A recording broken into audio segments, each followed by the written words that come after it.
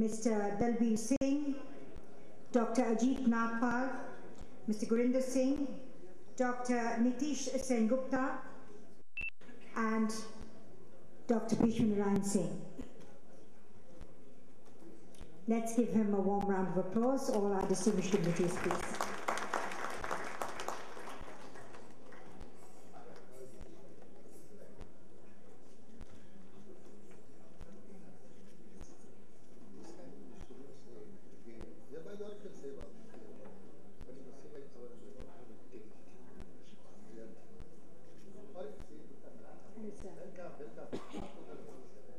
The valedictory session has been called to order. May I request all mobile telephones, electronic gadgets to remain switched off or put onto silent mode from now onwards, please.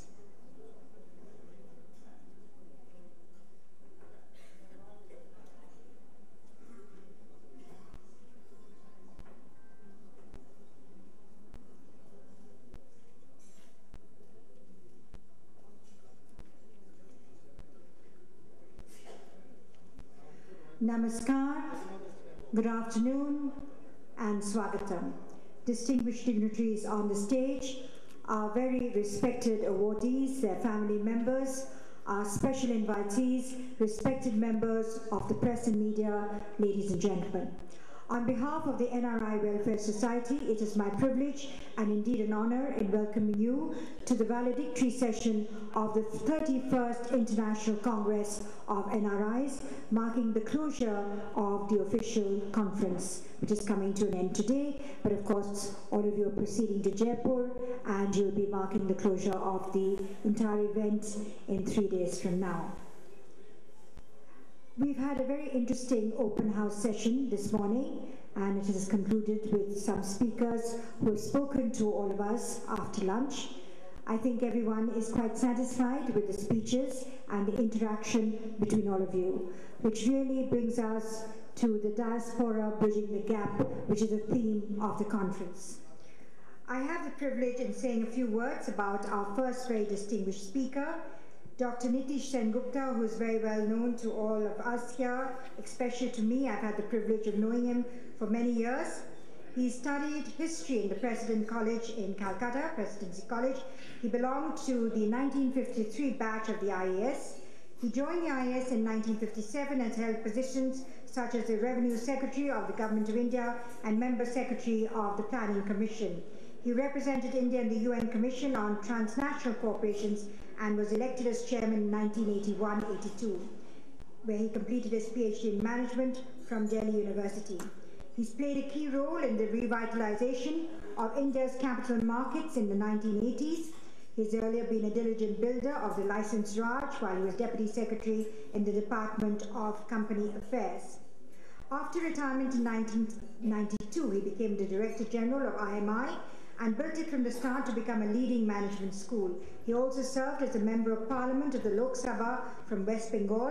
He is currently Chairman of the Board for Reconstruction of Central Public Sector Enterprises. He's written 12 books, some of which include My Times and the History of the Bengali-Speaking People. Ladies and gentlemen, let's give a warm round of applause as I invite Dr. Nitish Sengupta to kindly address the audience, please. And let's welcome our Honourable Chief Guest, Mr. K.C. Pant, Honourable Defence Minister of India, of course a reading luminary. We're delighted to have you here with us, sir. May we have the main exit doors closed, please? The valedictory session has been called to order. Can I have those exit doors closed, please? Thank you. Dr. Nitish Sengupta.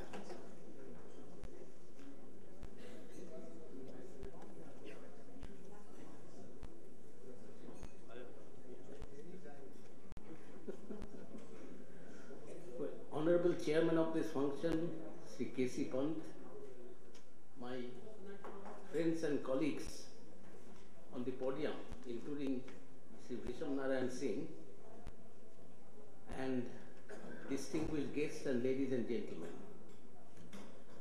Well, by coincidence, I happen to be the first commissioner of non-resident Indians appointed by the then Government of India when Pranab Mukherjee was Finance Minister back in 1981-82. And that was the time when NRI policy really started. And I'm really happy that not many of us also anticipated the shape that it will take later on. And then with so much, in spite of the DCM escort controversy which bedeviled us at that time, but still this thing grew, and NRI investment has become a major phenomenon of India's industrial system, India's political system, and India's also economic system. And frankly, when I think Prime Minister Atal Bihari Vajpayee decided to give the NRIs the status of overseas Indian citizens, that was a great epoch-making step, which made visa, having to get visa every time, much easier. Once you have got an overseas Indian citizen certificate, you don't need visa anytime. As recently, I think we came to know about the case of Salman Rushdie. Unfortunately, Salman Rushdie revels in going with the media. And I think had he simply come and gone, I think nobody would have noticed. But he insisted on getting a lot of publicity and whatnot and whatnot, and forgetting that India's 4 states are facing election, and this can be a major electoral issue, with the result that all these undesirable things happen. But Indian overseas certificate has been a very great step.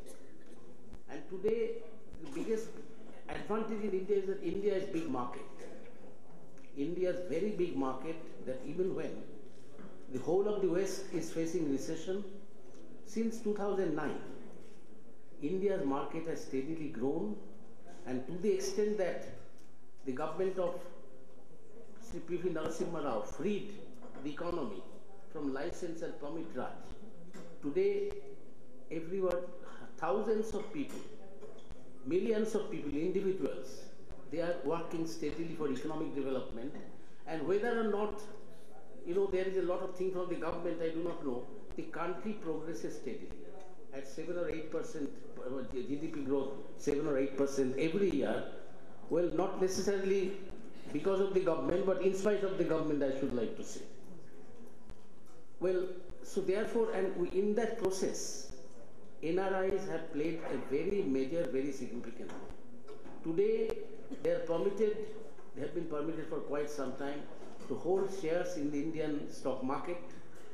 And it was interesting that when last year's trouble started, stock market trouble, and many of the foreign institutional investors, they suddenly they take their decision very quickly, and they are usually not guided properly. They suddenly thought that India is not doing very well, and so they started selling their shares. And 2 billions worth of shares, 2 billions left India in a matter of a few weeks.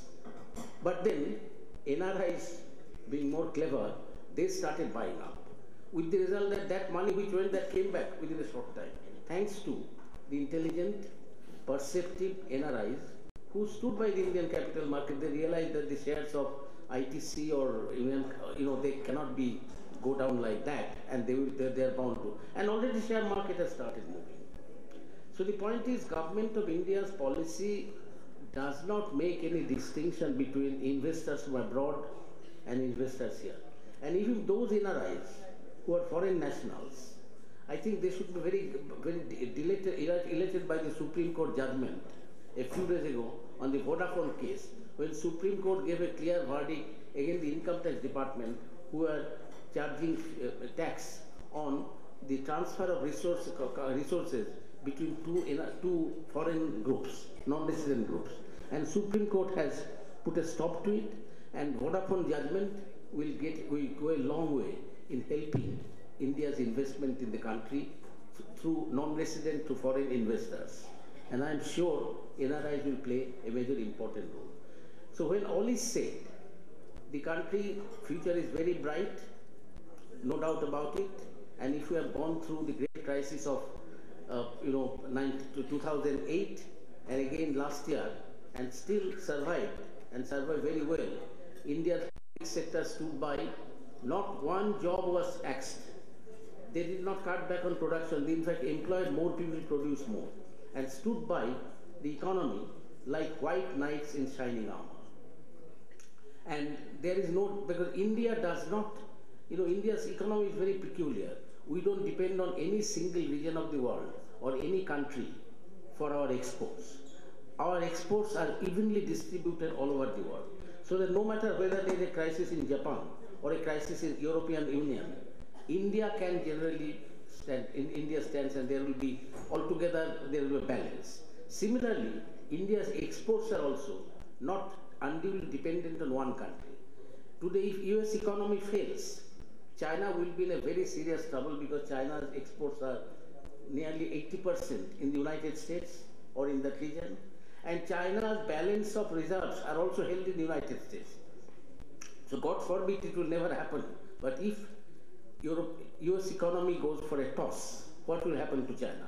But India will not suffer very badly, because we are not dependent unduly on any particular region or any particular country for our imports and exports. And India itself is a very big market, a market that is growing, a market that has made it possible for automobile majors from all over the world to come to India. And even when 2 years ago, when the General Motors applied for bankruptcy, they said that the chairman announced that we are looking at the Indian market for our revival and rescue. India, even at that time, thousands of cars were being bought and sold every day. Purchasing power has increased enormously. There is this phenomenon of poverty, no doubt about it. But India is not a poor country, though it has a large number of poor people. But I am sure they will take advantage of the growing economy to come out of poverty, helped no doubt by everybody, including non-resident India. So I take this opportunity to wish all the best to you, ladies and gentlemen, who have come all the way from wherever country they are living in, back to Mother India, to join together and to make the best of a very good convention, which I have no doubt will serve a useful purpose. Thank you very much. Thank you very much indeed, Dr. Nishit Gupta, for a most wonderful address. He's been here with our society for many years now, and it's such a pleasure to have you here with us for the valedictory session. Ladies and gentlemen, I have the privilege in requesting the very dynamic Secretary General of the NRI Welfare Society of India to kindly give his address to the distinguished audience. Please, Mr. Gurinder Singh.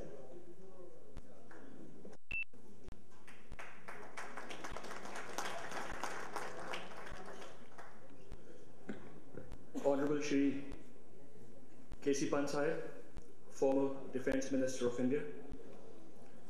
Honorable Shri Markandey Katju, Chairman Press Council of India. Honorable Nitish Sen Gupta ji, Chairman of Board of Reconstruction of Public Sector Undertakings. Honorable Dr. Bhishmanayan Singh ji, our President and former Governor. Dr. Ajit Nath Pal ji. Honorable Sardar Talbir Singh ji, Secretary AICC.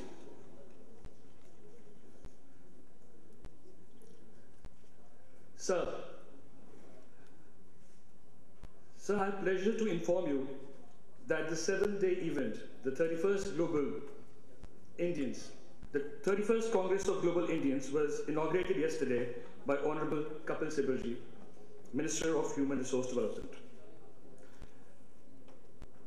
Justice Katju ji gave a very important address yesterday, and on popular demand and our insistence, we all wished him to come to the conference today, and he very gracefully obliged.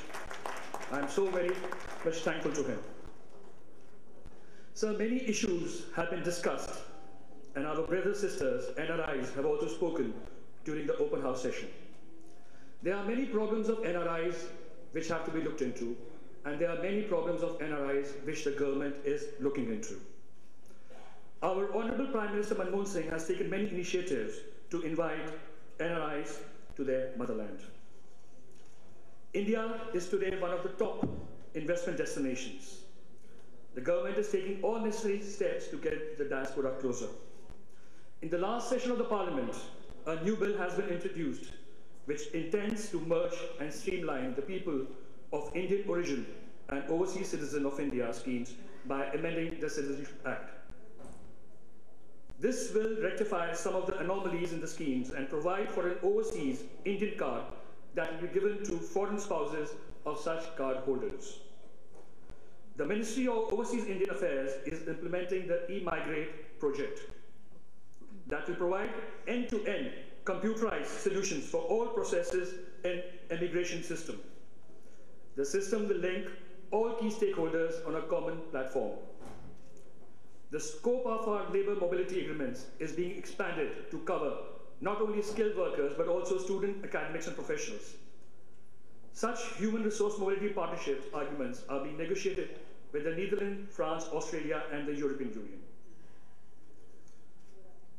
Sir, the emerging trends in domestic medical tourism sector, prepared by the Associated Chambers of Commerce and Industry of India, estimated the current worth of Indian medical tourism at around $1 billion, with about 800,000 foreign patients visiting India for treatment.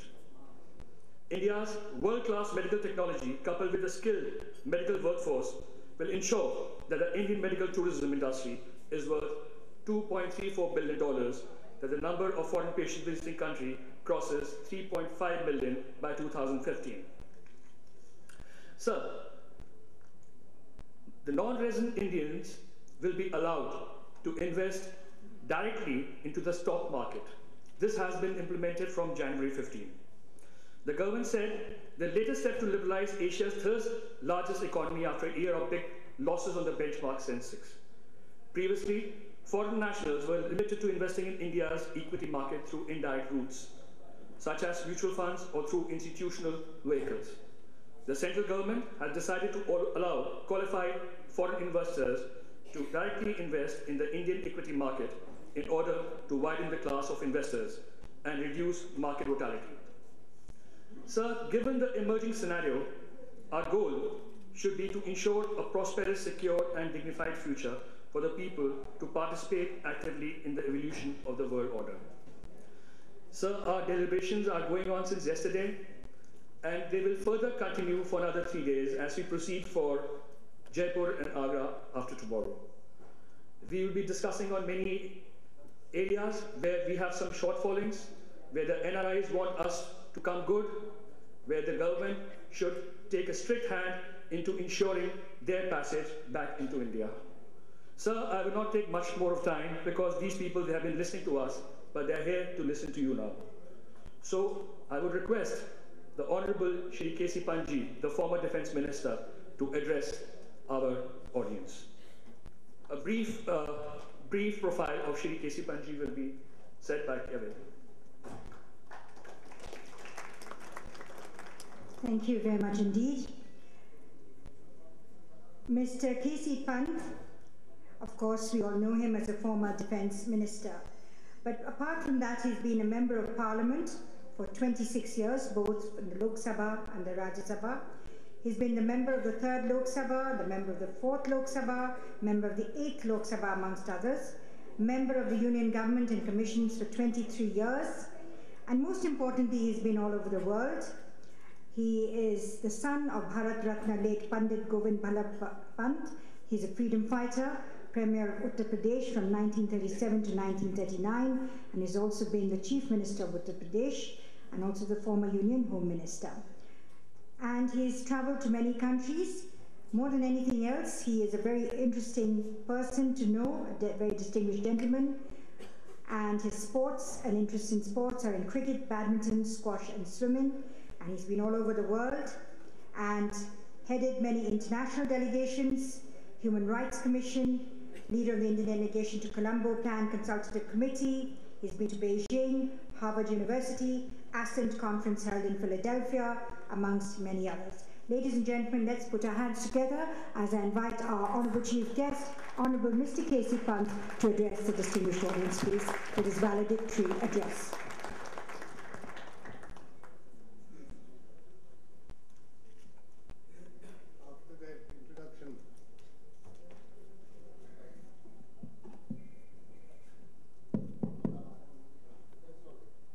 After that introduction, whatever I say will be a come down. But don't go by that. The fact is that what happened yesterday is not so relevant today because the world is changing so fast.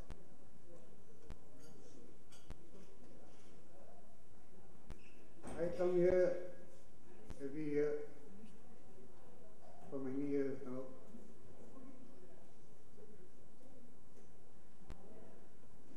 I'm drawn as much by my association with Gurinder's father,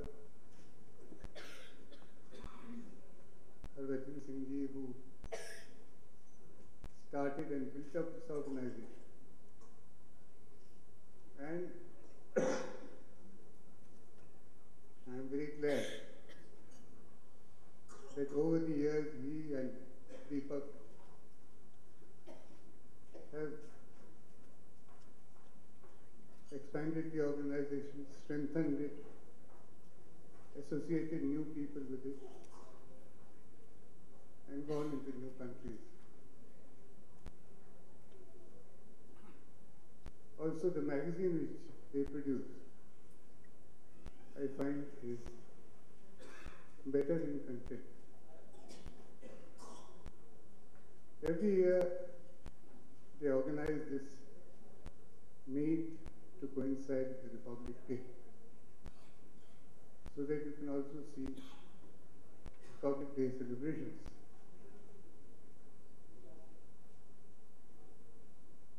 Because it provides a platform for the NRIs to tell the government and people here what they expect from us.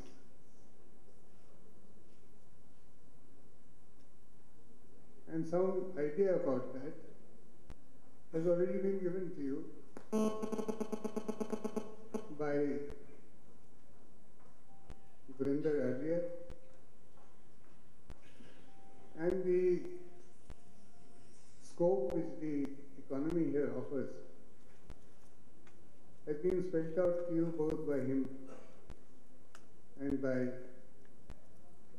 Dr. Sengupta. The important thing, of course, is not merely that you should spell out what you expect from this country, but perhaps you should come out here with concrete ideas of how you can contribute to the strengthening of the Republic. Concrete ideas which only each of you in your different professions, different calling, would best know. But the time has come, I think, for this engagement to be mutually beneficial and for each one to contribute to the strengthening of this relationship, as well as to see that India can get the advantage of your knowledge of more efficient functioning, better functioning technology, science, humanities, and so on. This is Katju sitting here. He has been talking about the media. I was telling him that he's like a breath of fresh air, because many of those things needed to be said. And they will convey to you the basic strength of our democracy, how the different organs of state function and reinforce each other. And another example of this in the years gone by was the mobilization and expression of a campaign against corruption by the civil society. This is a form of participatory democracy, which I believe will strengthen our democracy further.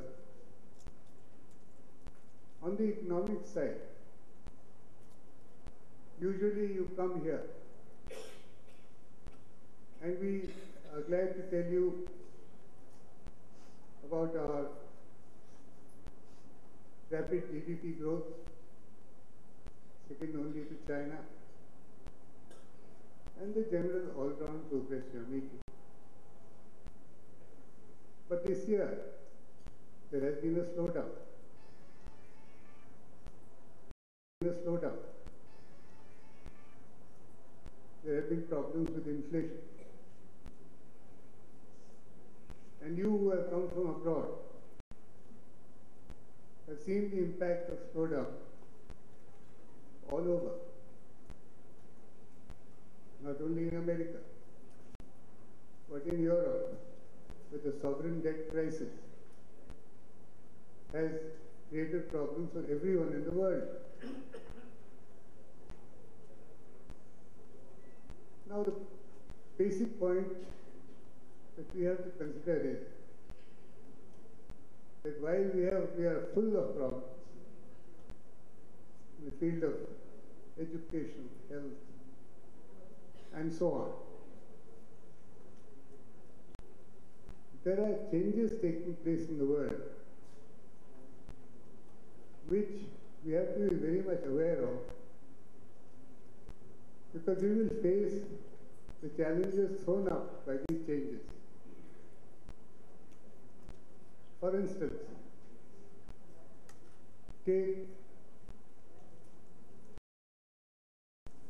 about which so much is said. America also, Obama has taken up this point of outsourcing as a solution. Now, we don't talk of high rates of unemployment, but there are very high rates of underemployment. And this diagnosis of unemployment in America may not take into account the total picture. If there is outsourcing, it is not because of charity.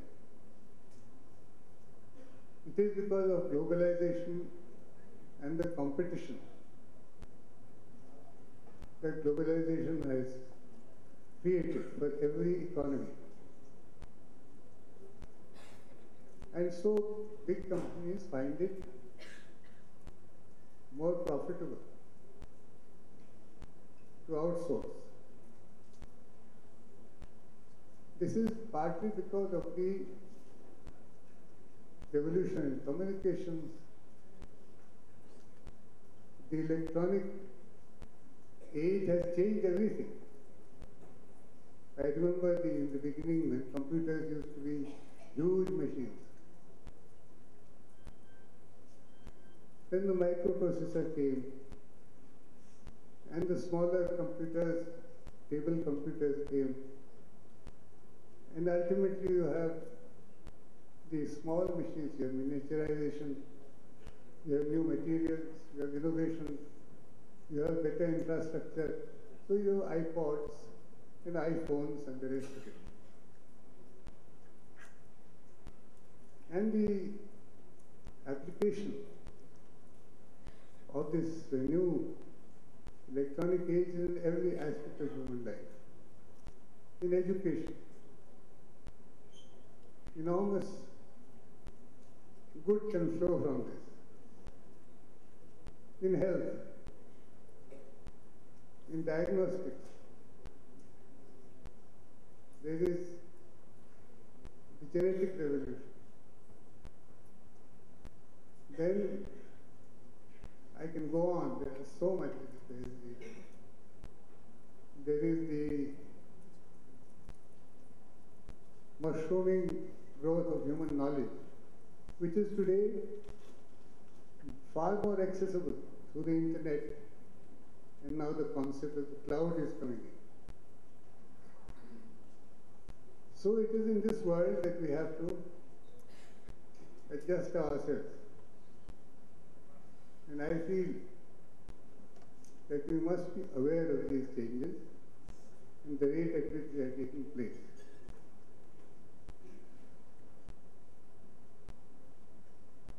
There is going to be a race to corner natural resources. But every country wants to grow faster. And the bigger, more powerful countries want to corner these resources, particularly the scarce resources, all over the world. And this is going to sow seeds of conflict, including water. Now, we live in a dangerous neighborhood in this country. You are well aware of it. And even the nature of war is changing. Today, use is being made of hacking to get at the secrets of other countries. There is development of technology which can affect the eyes and ears and communication of other countries at the time of war. They can interfere with the waves. So we have to be, therefore, vigilant. I don't want to take up much of your time because this is a very big subject. But I'm only underlining the need to be aware of the rapid changes that are taking place in the world, and that our vision of the future has to incorporate all these changes. And we can face this future only with confidence and faith in the power of rejuvenation, which is inherent in this ancient civilization. Thank you very much. Thank you very much, Honourable Chief Guest. Honourable Chief Guest, Mr. K.C. Pant, giving his valedictory address on this occasion. Ladies and gentlemen, we've had a huge number of requests, and by popular demand, it is indeed a privilege in inviting Honourable Justice Markandey Katju, the Chairman of the Press Council of India, to kindly address us during this valedictory session. And the theme for his address is, What is India?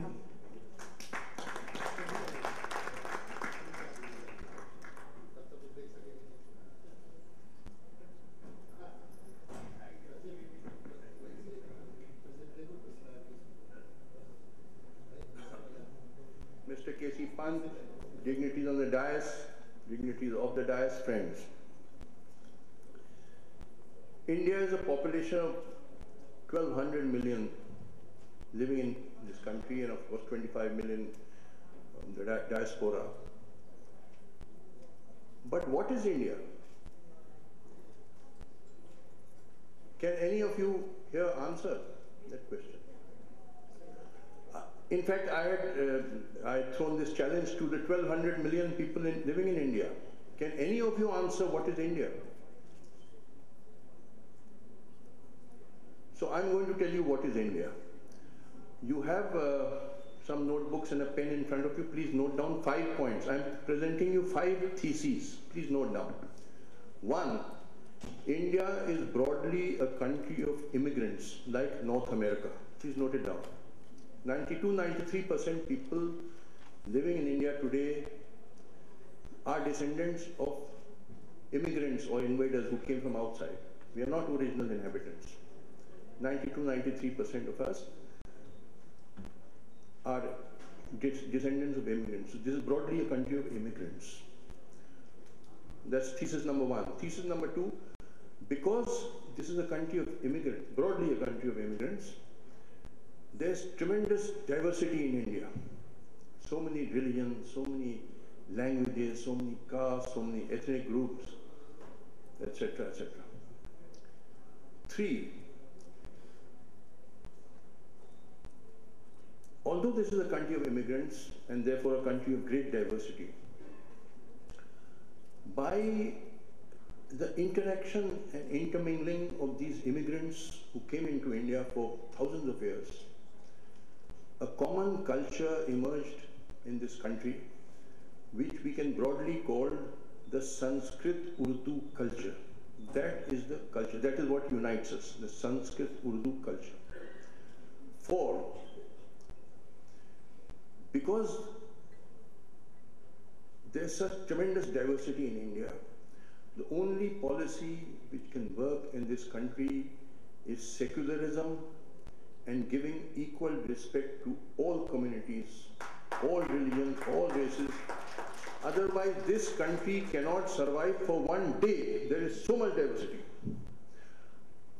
That's thesis number 4. Thesis number 5, India is living in a transitional period. Transition from what to what? From feudal agricultural society to modern industrial society. And this is a very painful and agonizing period through which we are going through, which my guess is going to last another 15 or 20 years. It will be going to be a very painful period. 5 theses. Now let us take them one by one. This is broadly a country of immigrants, like North America. The difference between North America and India is North America is a country of new immigrants, where people came mainly from Europe over the last 400-500 years. India is a country of old immigrants, where people have been coming in for thousands and thousands of years. Why were people coming into India? Nobody left India except on 2 occasions. One was in the 19th century during British rule, when the poor farmers were sent out as plantation laborers, indentured laborers to Fiji, to Mauritius, to West Indies and so on. They were the poor peasants. And second is the diaspora, of which many of you belong, who went out of India because you were highly skilled professionals, engineers, doctors and so on. You went out over the last, say, 30-40 years. Except on these 2 occasions, nobody left India.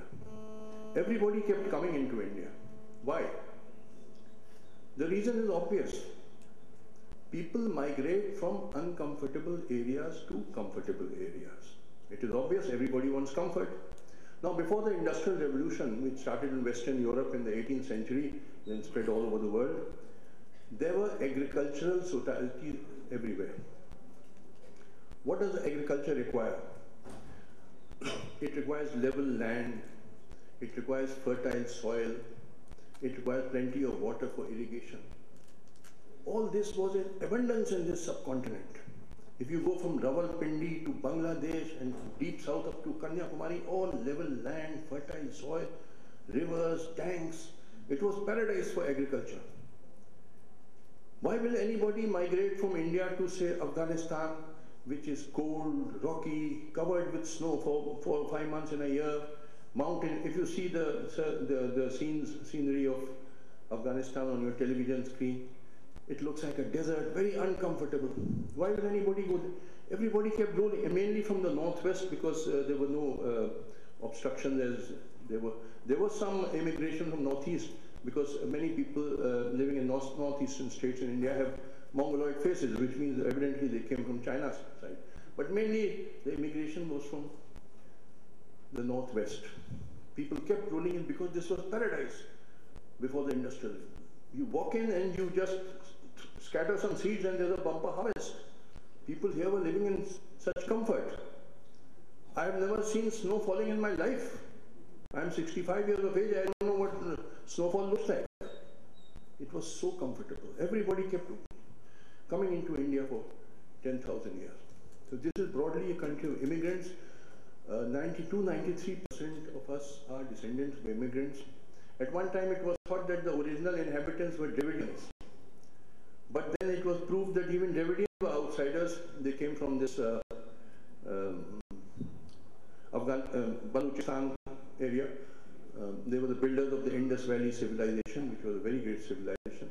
And the proof of that is that even today, a language called Brahui, B-R-A-H-U-I, is spoken in western Pakistan, that is Balochistan by 3 million people, and it is similar to Tamil. So you will wonder, how is this South Indian language come here? It was because those were the remnants of people who remained. Everybody, new immigrant invader would push the previous occupant southward or downwards, and the original inhabitants of India, which is now accepted, were the pre-Dravidian tribals, who are today only 7 or 8% of our population, called the Adivasis, the forest dwellers who were pushed into the forest, like the Bhils, the Gonds, the Santals, the Todas of the Nilgiris and so on, who were pushed into forest by us and treated very badly. They are just 7 or 8% of our population today. The rest of us are all descendants of immigrants. So this is broadly a country of immigrants like North America. Now the second thesis is that because this is a country of immigrants, there's tremendous diversity in this country. Because whichever group of immigrants came into India brought their own culture, their own language, their own religion, etc., etc. And that's why you have so many religions, so many castes, so many languages, so many ethnic groups. Somebody is tall, somebody is short, somebody is fair, somebody is dark, somebody is brown, and all shades in between. Somebody's got Caucasian features, somebody's got Mongoloid features, somebody's got Negroid features. If you compare India with China, we are a population of 1200 million. China is 1300 million. And they have maybe more than twice our land area. But the broad homogeneity in China. All Chinese have a Mongoloid face. They have one common written script called Mandarin Chinese, although spoken dialects are different. And 95% Chinese belong to one ethnic group called the Han Chinese. On the other hand, in India, there's tremendous diversity. Because this is a country of immigrants, people kept ruling it. So, the fact that we are a country of immigrants explains our diversity. Why is there so much diversity? Now then the third thesis, that despite the tremendous diversity in India, a common culture emerged by the interaction and intermingling of these immigrants who came into India over thousands of years, which can broadly be called the Sanskrit-Urdu culture. Because the question is, did these immigrants who came into India remain immigrants, or did a common culture emerge by their interaction and intermingling? If they remained immigrants, then India is not one nation, we are 100 nations. But the fact is that by their interaction and intermingling, a common culture emerged, which can broadly be called the Sanskrit-Urdu culture. It revolves around these two great languages, Sanskrit and Urdu. When I put forward this thesis, you won't find this thesis anywhere in any book. It's my original idea. When I put forward this thesis, some people objected that what has the man from Nagaland got to do with Sanskrit and Urdu? What has the Tamilian got to do with Sanskrit? Then let me explain to you about Sanskrit and Urdu, because unless you know all this, you will not understand yourself as Indians. See, about Sanskrit, I'll just tell you in very brief, because otherwise it's going to take a lot of time. The first book in Sanskrit was, of course, the Rig Veda, written about 2000 BC. But you see, language keeps changing with passage of time. So Sanskrit language kept changing. And in around 5th or 6th century BC, a man called Panini was on, P-A-N-I-N-I, greatest grammarian the world has ever seen. He wrote a book called Ashtadhyayi, in which he fixed the rules of Sanskrit. And thereafter, no further changes in Sanskrit were permitted. Sanskrit language kept changing from 2000 BC to 5th century BC. Language changes with passage of time. For instance, if you read Shakespeare's plays, you will not be able to understand it without a good commentary. Because the English in Shakespeare's time is different from the English spoken today. Many words and expressions which were in vogue in Shakespeare's time are no longer in vogue today. So language changes with passage of time. And Sanskrit language kept changing for 1500 years until Panini, the greatest grammarian the world has ever seen, wrote his Ashtadhyayi, in which he fixed the rules of Sanskrit, and thereafter no further changes in Sanskrit were permitted. Now, what Panini did was that he made Sanskrit a powerful vehicle for expressing ideas. You know, science requires precision. You have to be precise. And therefore, a language was required in which scientific ideas could be expressed with great precision. And that is what Panini did for Sanskrit. I'm not going into details about Ashtadhyayi, that will take too much time. I'll just give you one illustration. Take the alphabets in the English language. A, B, C, D up to Z. Now all these alphabets have been arranged in a haphazard manner. There is no reason why B is followed by C, why D is followed by E, why E is followed by F, why N is followed by O. No reason. All haphazardly arranged in English language. On the other hand, in our language, Panini, in the first 40 sutras of Ashtadhyayi, he studies that. For example, take the consonants. Now, there are sequences of 5 consonants each.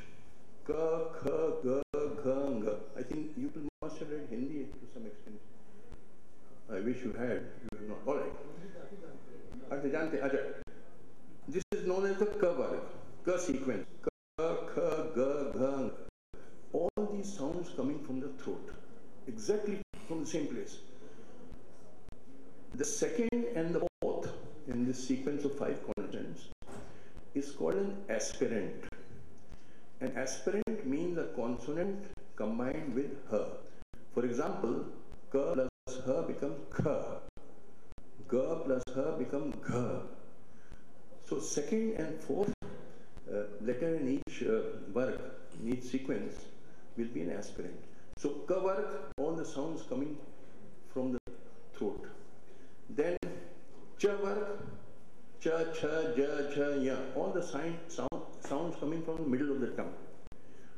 Ta varg, ta, tha, da, dha, na, all sounds coming from the roof of the mouth. Ta, tha, da, dha, na, all sounds coming from the tip of the tongue. Pa, pha, ba, pha, ma, all sounds coming from the lips. All scientifically arranged.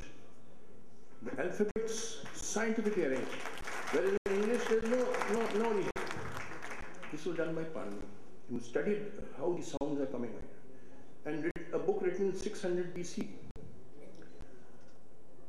So the first Sanskrit language made many contributions. I am mainly mentioning about 2. That is, firstly, the work done by Panini, and then the Nyaya Vaisheshik philosophy. See, I don't know how many of you are students of Indian philosophy. Someday, if you want, I'll give you a talk on it. But the 6 systems of Indian philosophy called the Shat Darshan, which means 6 systems of the classical philosophy, and 3, of course, non-classical. 6 classical are Nyaya, Vaisheshik, Sankhya, Yoga, Purvamimamsa, Uttarmimamsa. And the 3 non-classical, Buddhism, Jainism, Charvaka. Out of these 6 systems of philosophy, 8 of them have no place for God in them. Only Vedanta has God. Now the first 2 systems, Nyaya Vaisheshik, Nyaya philosophy says that nothing is acceptable unless it is in accordance with reason and experience, which is precisely the scientific approach. And Nyaya philosophy places great emphasis on pratyaksh pramana, proof of knowledge. How do you know, for instance, how do I know that you people are sitting in front of me? The answer is because it is pratyaksh. I can see you with my eyes. The knowledge which you derive from the 5 senses is known as pratyaksh. And the other modes of acquiring knowledge are subordinate. The pradhan praman is the pratyaksh praman. Primary source of knowledge is the knowledge derived from the 5 senses. The other praman, anuman, inference, like there is no smoke without fire. You can infer a fire although you can't see it. But the pradhan praman is the pratyaksh praman. So the Nyaya Vaisheshik philosophy gave great support to development of science in this country. I can tell you this, India at one time was leading the world in science and technology. I'm going to give you proof of this. Of course, before I give you proof of this, let me tell you that a lot of nonsense is spoken, that in ancient India we had aeroplanes, we have guided missiles, we had atom bomb, which is all nonsense. And when we talk like this, we make a laughing stock of ourselves before the whole world. This is all false. In ancient India, there were no atom bomb or guided missiles or aeroplane. Of course, it is mentioned in Ramayana that Lord Ram brought back Sita on Pushpak Viman from Lanka to Ayodhya. But what is the Ramayana? Ramayana is an epic poem. And a poet has what is known as poetic license, which means he has a right to exaggerate. So you should not take it literally. There were no aeroplanes. Because if there were aeroplanes in ancient India, then there must have been engines in ancient India. Then why did people in Mahabharata fight on Rath and horse? They should have fought on tanks. It is all nonsense. Every child knows that the first aircraft was invented by the Wright brothers in America in 1903. Even a child knows. So let us not make a laughing stock of ourselves by talking such nonsense. But the real great scientific achievements you are totally unaware of, and I'll just give you one or two illustrations. Let me first tell you about the decimal system which we Indians invented. This was the most revolutionary scientific step the world has ever seen. I'll just give you one or two ways to prove this. See, the ancient Romans had built a very great civilization. The civilization of Caesar and Augustus. But the ancient Romans felt very uncomfortable with numbers above 1000. They started feeling very uncomfortable. The reason was that they expressed their numbers in alphabets. Like 1 is I, 5 is V, 10 is X, 50 is L, C is 100, D is 500, M is 1000, which stands for millennium. There was no alphabet to express any larger number above 1000. So if an ancient Roman had to write 2000, he would write MM. If he had to write 3000, he would write MMM. And if he had to write 1 million, he would have gone crazy because he would have to write M 1000 times. The whole wall would be covered with this. Now, this was because they had no concept of zero. You see, these numbers 1, 2, 3, 4, they do not really exist. What exists is 1 table, 2 chairs, 3 men, 4 trees. These have objective existence in the universe.